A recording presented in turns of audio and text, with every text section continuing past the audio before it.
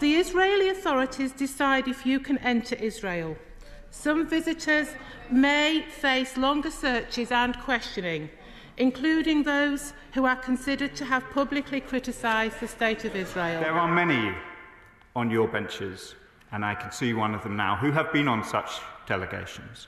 I am sure the Conservative Party would have the full support of this House were the honourable member, forgive me, for North West Hampshire, or my neighbour, the father of the House, or indeed the member for Brigg and Immingham, also from Lincolnshire, if any of them, all of whom have taken such delegations, were any of them to be treated in this way, the whole House would support them.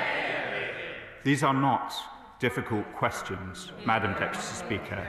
I am truly surprised by the answers. Madam Deputy Speaker, over the weekend, two members of this House, the member for Earley and Woodley and the member for Sheffield Central, on a parliamentary delegation to Israel and the occupied Palestinian territories, were detained and refused entry by the authorities. They had both been granted entry clearance in advance of travelling to Israel. On arrival in Tel Aviv at 2:30 p.m. local time, the two honourable members were held in immigration for 6 hours. When I spoke to them at 8:30 p.m, they believed they were to be detained overnight without their mobile phones. While the situation was ongoing on Saturday night, the Foreign Secretary spoke to his counterpart, the Israeli Foreign Minister, and I spoke with the Deputy Foreign Minister and the Israeli Ambassador. Following that intervention, both were released from detention, but their entry was still denied. Foreign Office officials supported the two MPs and their staff at the airport as soon as they were alerted to the situation. After a public statement at 10 p.m. from the Israeli Immigration Authority, they were then flown back in the early hours of Sunday morning. It is my understanding that this is the first time a British MP has been barred from entering Israel. That decision appears to have been taken on the basis of comments made in this chamber.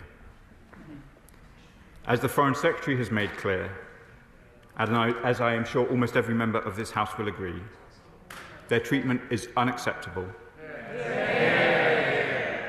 and it is deeply concerning. It is no way to treat democratically elected representatives of a close partner nation. We have made this clear at the highest levels in Israel. I pay tribute to the contributions that both members have made to this place since they were elected. I know they both believe in a two-state solution. They have our support and solidarity. The Foreign Secretary and I spoke to both MPs while they were in Israel, and I met with them earlier today. They have behaved with great dignity. They were part of a delegation visiting humanitarian projects amid the appalling situation in Gaza and a dangerous and deteriorating situation in the occupied West Bank. They were going to see for themselves what has taken place in the occupied territories and to meet those directly affected by the shocking rise in settler violence. Such visits are commonplace for MPs from across this House and from all parties. Indeed, I'm told that more than 161 members of Parliament have conducted such visits. They enrich the knowledge and experience of us as legislators and representatives. They create connections with countries, political counterparts, and civil society. Indeed, I note that both organisations, Medical Aid for Palestinians and the Council on Arab-British Understanding, have supported visits involving members from all the main political parties, including the benches opposite. All members should therefore be worried by what this decision means and the precedent it sets. So our message to the Israeli government is not just that this is wrong, it is that it is counterproductive. We have warned them that the actions like this only damage the image of the Israeli government in the eyes of honourable members across the House. Mr. Speaker, amid this unnecessary and unwelcome decision, the bloodshed continues in Gaza. The hostages are still held by Hamas. Essential aid is still blocked by Israel. And yet more innocent Palestinians are suffering. The killing of 15 paramedics and rescue workers in Rafah on March the 23rd was one of the deadliest attacks on humanitarian staff since the war began. Madam Deputy Speaker, these deaths are an outrage, and we must see this incident investigated transparently and those responsible held to account. Our thoughts remain with the victims and their families. We will not go quiet in our calls for the violence to stop, in our demands for humanitarian workers and civilians to be protected. We urge all parties to return to ceasefire negotiations. It is clear that this conflict cannot be won by bombs and bullets, but by diplomacy. A ceasefire is the only way we will bring this conflict to an end and return to negotiations for a lasting peace in the region. This is the only way we can end the needless loss of humanitarian workers striving to alleviate suffering. And it is the only pathway towards a two-state solution that we all want to see, where Israelis and Palestinians can live in peace and security. I know honourable members across this House will continue to work towards that goal. Madam Deputy Speaker, I commend the statement to the House. I call the Shadow Minister, Wendy Morton. Thank you, Madam Deputy Speaker, and I'm grateful to the Minister for advance sight of his statement today. I think it's important that we put this all within the context of Britain's relationship with Israel. Israel is a key security and defence partner for the United Kingdom, and it is the only democracy in the Middle East. Their security matters and helps to keep us safe, including dealing with threats that undermine our interests. When Conservatives were in government, we were able to have candid and honest conversations with the government of Israel on all issues because of the mutual trust and respect in our relations. It is only by maintaining that trust and respect that Britain can bring influence to bear on issues that really matter for peace and security in the Middle East, and indeed for us too, including on the course of this terrible conflict, and ultimately on finding a sustainable end to the conflict, which is what we all want to see. This is more relevant than ever because of the current situation with the 59 hostages that are still being held. It is not in Britain's interest, nor is it in the interests of peace in the region, if there are tense and difficult relations with Israel that would undermine our influence. Madam Deputy Speaker, the Minister will be aware of his own FCDO advice on entry to Israel, but for the benefit of the House, it states, "The Israeli authorities decide if you can enter Israel.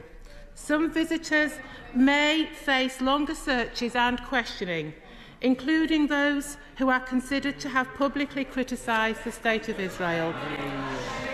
Does the Minister accept that British nationals visiting Israel, a country that is at war, should be aware of those requirements and consider them carefully before making decisions to travel, and that they therefore travel to Israel at their own risk?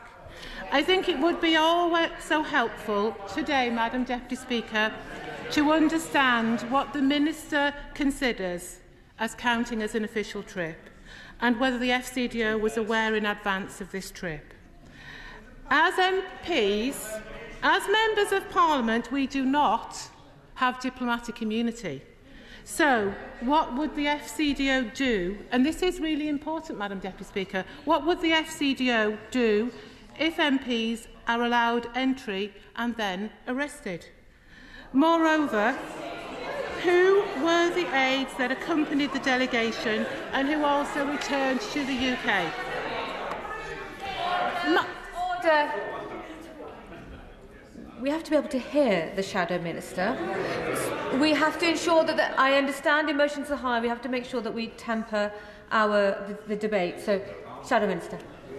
Thank you, Madam Deputy Speaker, and I think it is important and right that we do ask some questions. But I'd like to also take this opportunity, therefore, to ask the Minister to update the House on the UK Government's latest engagement with key interlocutors on efforts to find a way through the current extremely difficult moment in the conflict. Madam Deputy Speaker, there are chunterings from the benches, but they will have the opportunity, I'm sure, to ask the Minister questions themselves. As we have said before... That is for the Chair to decide. Please continue.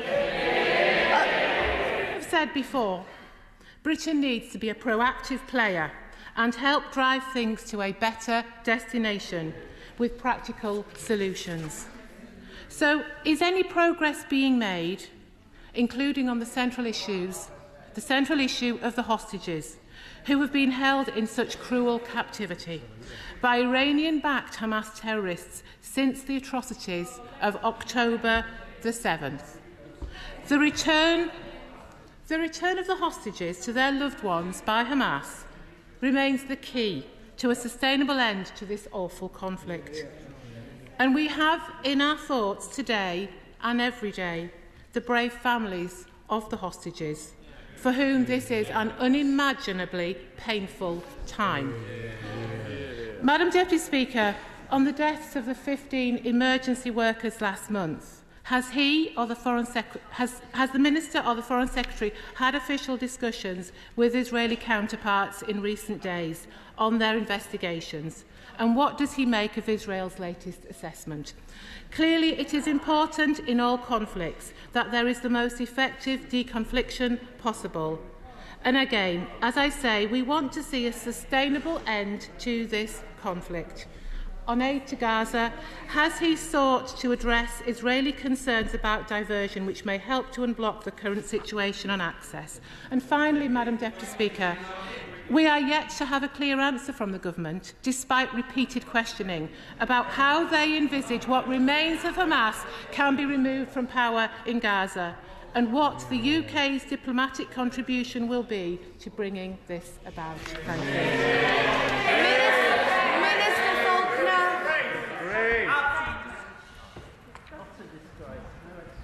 Madam Deputy Speaker, I'd hoped that the Honourable Lady might come to the dispatch box in order to withdraw the comments of the Leader of the Opposition.